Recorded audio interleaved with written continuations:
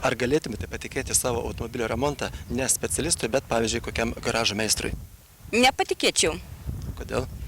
Todėl, kad nežinau, ar bus garantija. Ko gero, kad ne. Kodėl?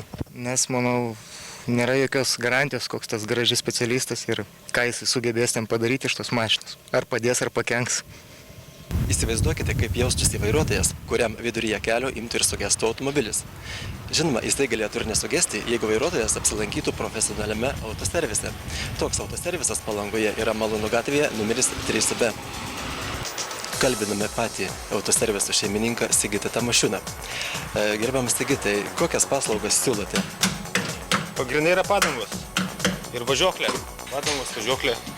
Turite neblogą, reiškia, aparatūrą? Yra taip, vokiška Hochmanas, tikslumas labai geras.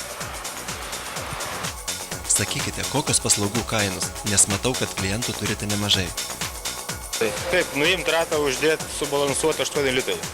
Klijavimas nuo 5 iki 25 litų. Tai čia Palangos mastu daug ar mažai?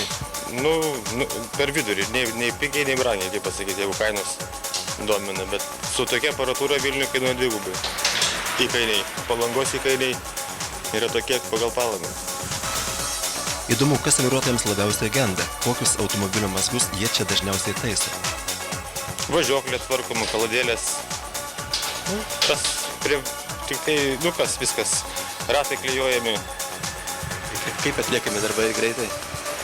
Pagal darbą. Vienas darbas gali būti greitai, kitas gali būti, čia sunku pasakyti viską. Jūs čia turite ir padangų. Matome, kad jas reklamuojate gatvėje. Sakykite, kokios jų kainos?